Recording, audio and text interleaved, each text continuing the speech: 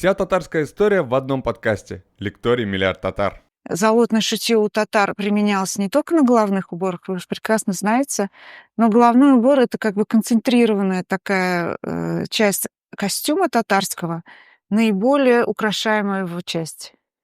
Поэтому мы взяли тему головной убор золотошвейный волго-уральских татар. Я хотела начать, наверное, вообще залотное шитье, как оно у каких народов присутствовало и как у казанских татар и вообще у татар, в какое время оно появилось, откуда оно пришло, и немножко коснуться орнамента, а потом конкретно прям по главным уборам, которые есть в музеях, я буду по каждому главному убору рассказывать, что там конкретно, какой техники они вышиты, и что это означает.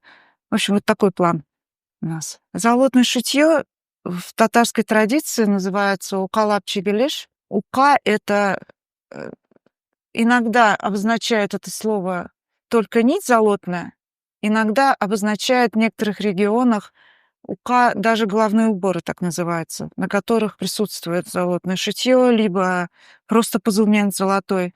Вот в музейных коллекциях есть такие вещи, просто, допустим, головная повязка из позумента, она называется ука. На ней какие-то помпошки залотные тоже, позументные. А в некоторых регионах ука тоже какой-то отдельный головной убор золотным шитьем мог называться. Но в целом, в общей традиции татарской, общепринятой, ука — это непосредственно золотая пластина. В древности непосредственно золотом вышивали. Из золота вытягивался сначала провод, он сплющивался, это называлось волоченое золото. И вот эта драгоценная нить прикрепом по поверхности ткани прикреплялась, и вот это как бы основной принцип залотного шитья. То есть вот драгоценная нить, она не продевалась через ткань. В редких случаях, когда двухстороннее шитье, но у татар его практически нет двухстороннего шитья, счетного шитья. Вот, я уже в такие подробности стала вдаваться. В общем, ука — это залотная нить. Почему иногда говорят золотая, иногда залотная? Залотная — это уже более поздний термин. Он обозначает как раз такую нить, которая уже не из чистого золота, поэтому называется залотная.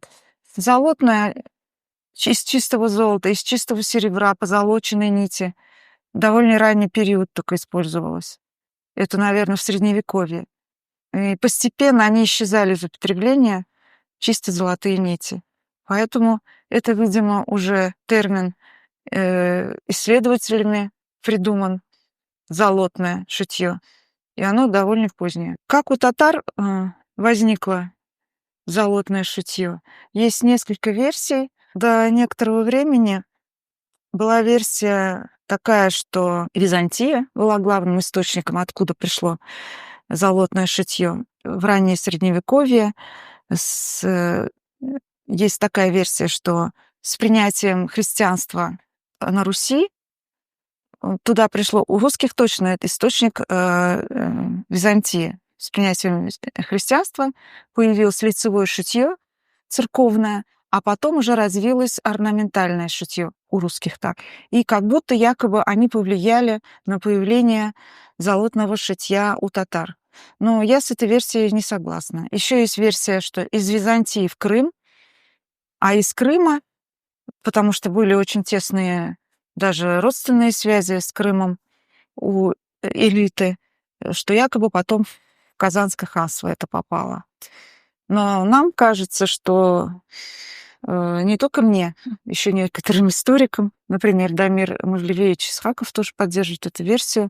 У нас с ним совместная статья есть, что, скорее всего, в период Золотой Орды попала к нам на территорию булгар такая технология залотного шитья. Скорее всего, из нескольких источников. Вот путем торговых связей и как раз путем того, что в Монгольской империи культура была общая, как сказать, распространена на территории Монгольской империи, как бы такая единообразная культура, она немножко эклектичная, как бы с разных регионов собрана, но общий, как бы, как это сказать, общий контур, ну, этой культуры, она единообразная. И также, так как булгары оказались на территории Золотой Орды в процессе завоевания, они тоже попадают вот в эту прослойку культуры золотоордынской. Есть письменные источники, которые подтверждают, что, ну, косвенно, но подтверждают, начиная с Марко Поло, который описывал свое путешествие в Монгольскую империю во время правления Хубилая. Это был XIII век. Там он, в частности, описывает праздник, как там одет был хан, его придворные. В частности, он там описывает очень роскошные одежды с золотошвейными элементами. Это вот как бы один источник. Затем есть арабские источники, арабо-персидские источники, в которых описываются тоже одежды Иран хулагуидской, правление хулагуидов, и также мамлюкский Египет. Вот эти это приблизительно в один период, 13-14 век. И так как вся территория Монгольской империи, она активно как бы передвигались эти люди. Послы ездили с одной территории на другую, они передавали подарки. В то же время вот в традиции Монгольской империи было после завоевания очередной территории ремесленников самых лучших переселяли на другие территории. Таким образом, вот смешивались все культурные традиции на территории Монгольской империи. А особенно вот если территория Золотой Орды, она огромная, но все равно можно, допустим, ближе там к Астраханской области находки, найденные археологами, они все равно как бы атрибутируются просто Золотая Орда. А тоже похожие могли найти на нашей территории, на Средней Волге.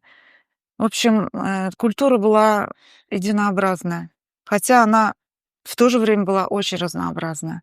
Прослеживается, это не я придумала, прослеживается вот этот культурный как бы общий момент. У Федорова Давыдова вот есть описание культуры Золотой Орды. Ну, в общем, я, может быть, вас не убедила, но вот в 12 году на территории Болгар был найден, в общем, раскопали мавзолей XIV века, и там был найден вот такой головной убор. Но он был не единственный, он был на голове девушки 16-18 лет. Может быть, вы эту фотографию уже видели. Если вы были на лекции Гузель Фуадовны, она тоже его упоминала, этот головной убор, который был найден московскими археологами. Это еще как бы относительно недавно. Но до этого не было таких конкретных подтверждений, что в Булгарах уже было залотное шитье. Это тюрбан, который был намотан на голову, но он не единственный, там было несколько слоев тканей. И вот самый интересный для нас — это тот, который с вышивкой. Реставраторы долго восстанавливали этот головной убор. Он был весь сморщенный, он был намотан на голову. Они его восстановили. Вот, во-первых, удалось им его разложить в такое состояние. И он был так согнут и намотан на голову в виде тюрбана. И вот по центру этого платка, видите, имитация монет. Но это вышивка. Это вышивка залотная. И он приходился видимо, на вот эту лобную часть. Но там сложный был такой способ на надевание на голову. Но все равно это сначала были подозрения на то, что это не местная как бы вещь.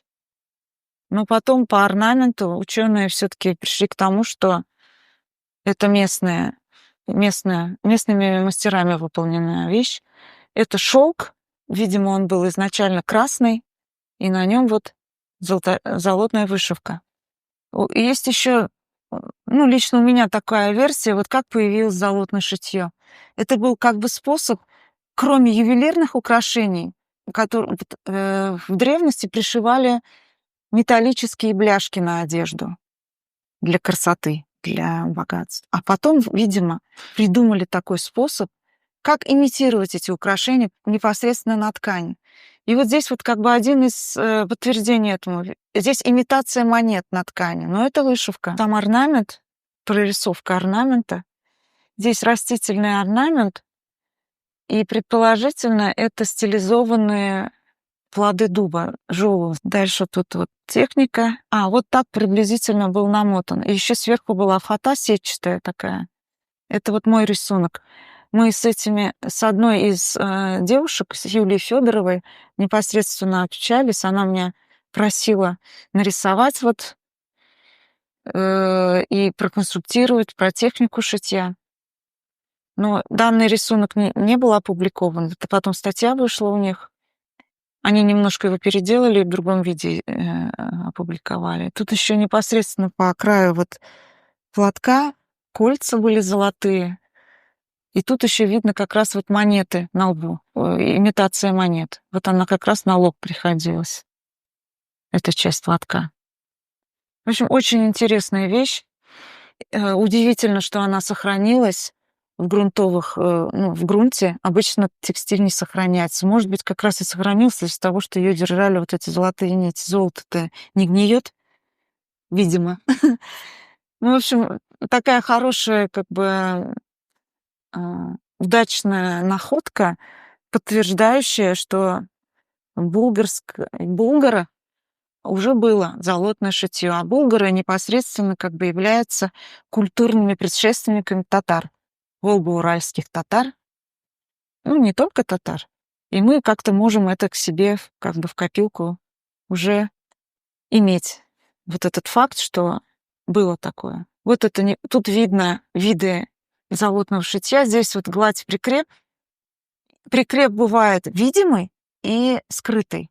Здесь вот видимые прикрепы, видно вот несколько слоев нитей золотых закреплены. Вот тут они коричневые, возможно, они были красные изначально, эти нити. Есть такой вид прикрепа. А бывает еще, я далее расскажу, литой шов. Но здесь он не применяет. Здесь больше вот настил такой. Настил из золотных нитей. И вот эти нити прикрепа, они создавали дополнительный узор. Они могли либо в геометрическом порядке как-то пришиваться, либо создавали более плавные узоры. Вот эта часть, элемент мотива этого желудя. Тут 2 листика и плод, видимо. Это микроскопически. Это вот когда они реставрировали, реставраторы восстанавливали, вот они делали такие через микроскоп особенный, там какой-то очень сильный, такие снимки, чистили. Далее вот как бы подтверждение того, что мамлюкский Египет тоже мог быть источником появления и связи с Египтом во время Золотой Орды. Это вот шапочка XIV века, она из Египта. Тут, конечно, вышивки нет непосредственно. Я еще не смогла найти книгу. У меня есть книга «Эрмитажная коллекция», в которой хранятся вот шапочки из Египта. И там есть и вышитые тоже. Я просто не смогла иллюстрации больше найти. То есть Египет тоже мог являться как бы одним из источников появления на нашей территории этих вещей.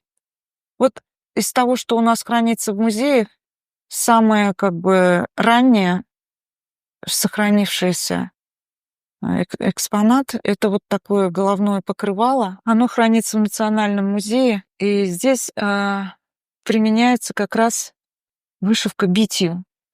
Вот я не знаю, как вам показать. Может быть, указку какую-то взять. Вот то, что наиболее блестящее, это бить. Здесь несколько видов шитья применяется. И литой шов, и битью. Здесь волоченые нити. Ну, в общем, и шнур используется. Самая разнообразная техника. Орнамент здесь вот татарский. Есть, конечно, люди, которые говорят, возможно, это русский платок, потому что похожие платки есть у русских тоже. Я отвлеклась еще, вот уже в технику пошла так глубоко. Если начать с женских головных уборов, наиболее древние — это, конечно, вот покрывала, платки. Еще из того, что вот как бы мы можем точно определить название, это эрпек. Знаете, наверное, да? Головное покрывало татарское.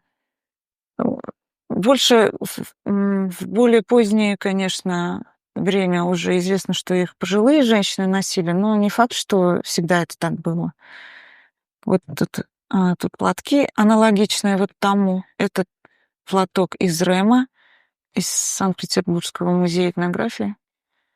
Здесь те же техники применяются, но орнамент попроще. Вот эрпек.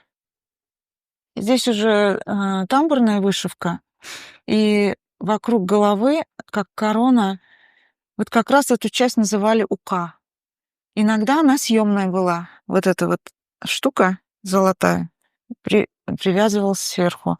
Но здесь пришитый казумент. И тамбурная вышивка, она не чисто цветная, там тоже есть золотные нити. Поэтому я могу это отнести к золотошвейным головным уборам. Так как еще РПЭК очень древний головной убор, поэтому я не могла его как бы не поставить в эту презентацию.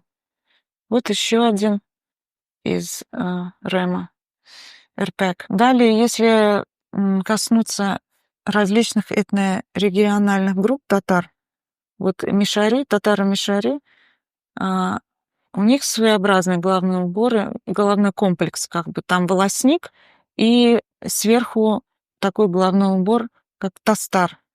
Он повязывается тоже определенным образом, чтобы вот один конец свисает вот тут спереди. И у них, чем они интересны, эти головные уборы? Орнаментом своим.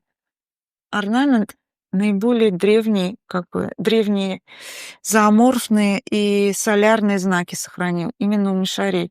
У казанских татар тоже это встречается, но вот именно мишарское золотное шитье, оно выделяется тем, что у них есть своеобразный стиль. В основном технику глади в прикреп они используют, это литой шов. Вот тут в данном случае вихревая розетка по центру, она, и все элементы этим швом вышиты. Далее вот из этнорегиональных групп это сибирские татары, тоже очень интересная группа. У них головные уборы, волосник называется сарауц. Они чем-то перекликаются с сороками у русских и сюреке у кряшен. И также и сам вид золотного шитья у них своеобразный. Здесь даже с монетами. Вот 2 сарауца, по-моему, из Тобольского музея. Здесь шитье, по-моему, шнуром с использованием серебряных монет. И вот у них орнамент очень своеобразный такой, не похожий на казанских татар. Далее вот суреке кряшен.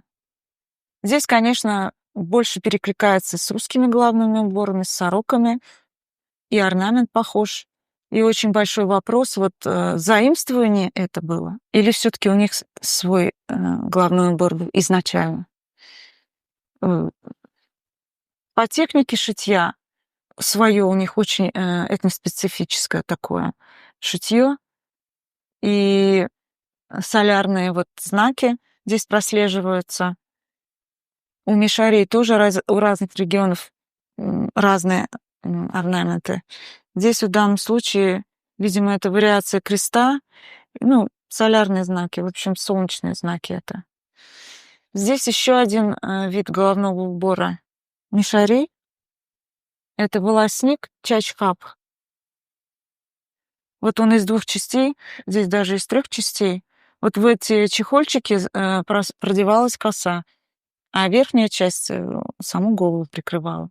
Здесь также очень интересен орнамент, потому что, как видите, тут прослеживаются даже какие-то зооморфные мотивы, но, скорее всего, это сильно измененный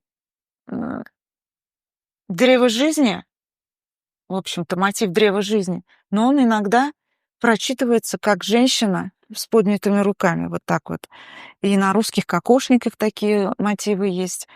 А женщина, у нас изображение женщины, это, скорее всего, Умай изначально.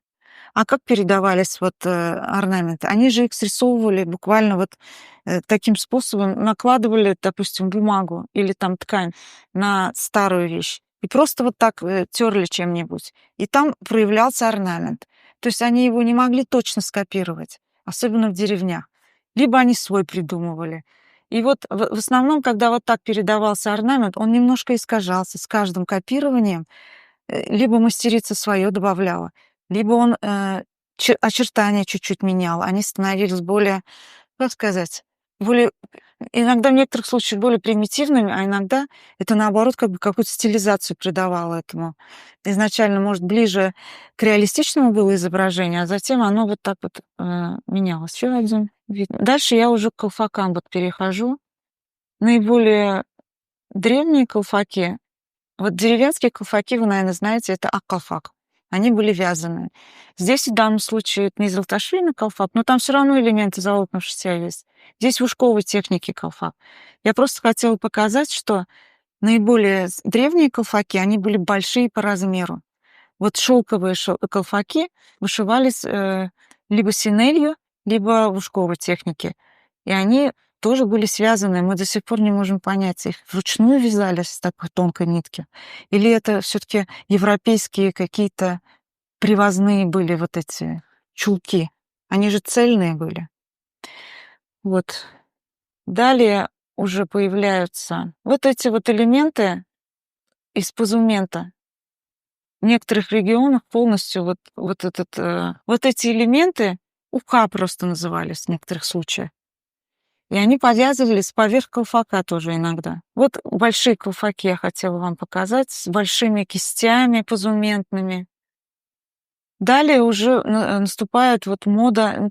Это, конечно, больше касается казанских татар, но они были как бы законодательной моды, особенно ближе к концу XIX века, когда уже формировался общенациональный костюм, так называемый, когда вот он состоял уже из определенных предметов: калфак, изю, камзол, платье и определенного силуэта. Это уже считается общенациональным. Вот буржуазный период, когда начинается история татар, и все регионы стараются подтягиваться, копировать вот этот стиль казанский, именно казанско-татарский.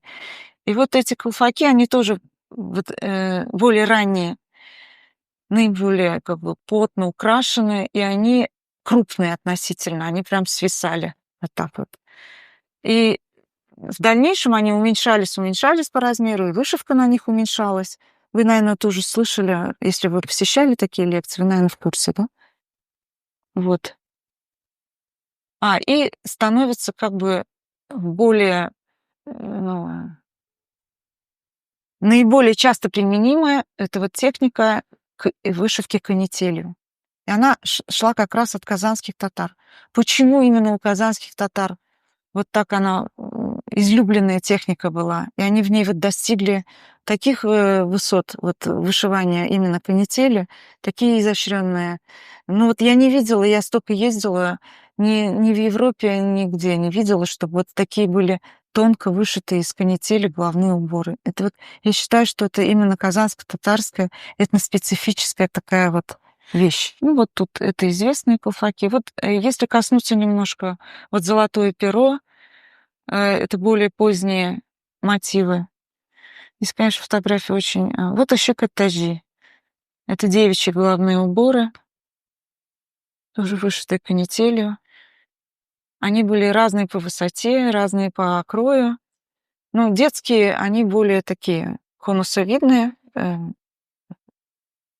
Как еще можно назвать эту форму? Здесь просто таблеточка такая. Она в музее Тукая хранится, вы, наверное, видели. Сходите в музей Тукая, чтобы вот ее посмотреть. Это из какой-то очень известной семьи. Там прям есть несколько колфаков в музее Тукая, и там есть даже футляр колфака такой шикарный. Там написано «Владелица», именной футляр. Я забыла, не помню. Какая-то очень богатая семья татарская. Это вот пятажи сибирских татар. Это хранится в Тобольске. Видите, и орнамент своеобразный, не похожий на казанско-татарский. Ну вот они, все уже, тут я перешла уже на мужские головные уборы. В общем, в итоге Сами знаете вы, что они превратились в такие малюсенькие колпачки, и уже мода пошла на жемчужные колпачки. Они не всегда из натурального жемчуга были, эти вышитые колпачки. Какие-то могли себе позволить люди натуральным жемчугом. Ну, мы тут пока о золотном шитье говорим, поэтому я потом в целом скажу, к чему пришло вообще все это с головными уборами история от начала XX века. Как это все. Вот один из наиболее древних головных уборов мужских, вот копяч, у них данный копяч, он иногда копяч называется, иногда такья. Это мишарский, но в то же время у касимских татар он бытовал. Именно такой головной убор. Вот насчет солярных знаков, древних узоров на головных уборах казанских татар. Здесь посередине вот вы видите прекрасно, что это свастика, это солярный знак. Он еще и вихревой, то есть, ну, вот эти волнообразные узоры вообще к булгарскому орнаменту можно отнести. То есть здесь орнамент очень древний. Это из Национального музея тюбетейка. Здесь тоже. Ну, вот тут вихревая розетка посередине. Это вот мишарская тюбетейка. Она сразу отличается. Вот у них, во-первых, это не канитель, это золотной нитью вышито, литым швом. И крой, видите, другой. Четырехклинка. Это сибирские татары. Ну, у них там влияние было Средней Азии. Вот этот головной убор, который тоже четырехклинка, это он смахивает и на киргизские, и на казахские головные уборы. Но мне кажется, это их местный, просто смесь такая. Может даже и монгольское влияние здесь быть, потому что к ним там очень близко Монголия. А это уж по типу казанско-татарских тюбетейка.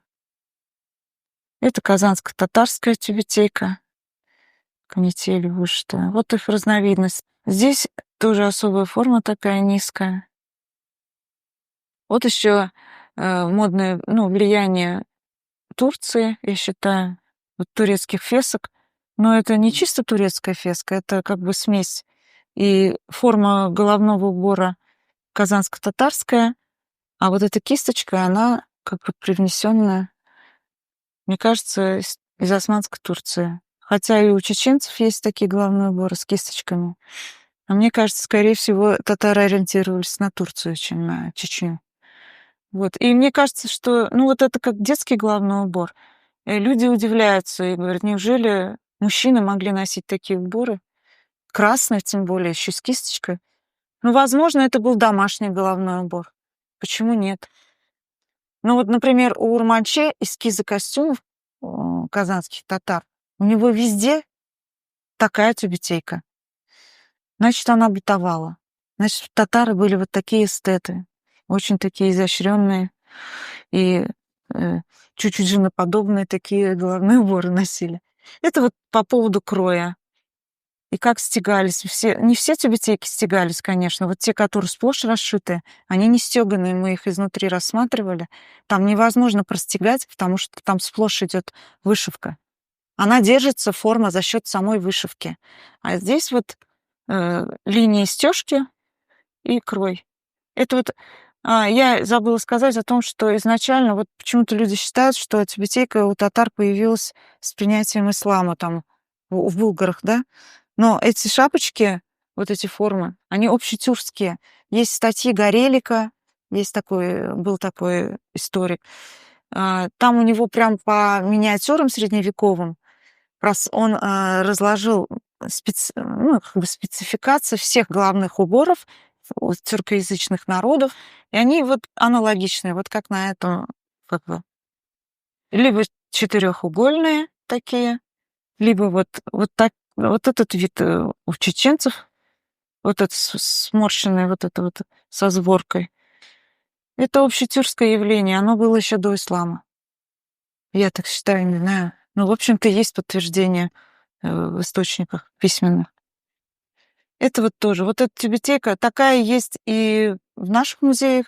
Она есть и я видела прям буквально почти эту же в Бухаре я видела, в Узбекистане. Вот это из Бухарского музея. Вот это тоже в музее Бухары такая тюбетейка вот интересная. Тоже сплошь расшитая золотом. Я хочу сказать, что вот даже вот это угадайте, какому народу принадлежит вот эта шапочка. У меня такой тест. Тюркский народ. Это уйгуры. Они же тоже наши родственники. Ну, в общем, в итоге это вот киргизская шапочка женская. Вот фотографии татар, где вот головные уборы постепенно вот к началу 20 века остаются единственным как бы маркером, что человек принадлежит к татарской нации. У мужчин это вот эта тюбетейка вообще без вышивки, а у девушек и у женщин вот такие маленькие колпачки.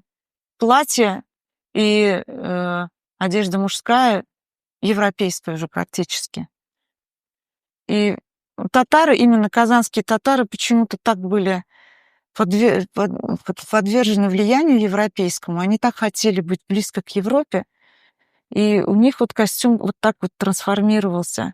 А в итоге потом, после революции, он вообще исчез. Ну, только в деревнях остались деревенские вот эти белые фартуки и все такое. И головной убор, я забыла сказать, что вот значение головного убора как раз такое, что даже вот когда исчезает костюм практически из бытования, но головной убор остается как бы. Потому что он наиболее, сакральная вещь такая, головной убор. Изначально в головном уборе в древности не просто были какие-то узоры случайные, они все имели свое значение. Конечно, мы сейчас утратили семантику, вот орнамента очень трудно восстановить. Я в своей диссертации пытаюсь там в сравнении с другими народами, с крымскими татарами, с русскими, с казахами, с киргизами, наиболее близкими, выяснить какие-то мотивы, откуда они происходят, какой их смысл и как они трансформировались. У нас все утеряно вот благодаря тому, что вот казанские татары в основном... Вот почему я сказала, что у мишарей, у более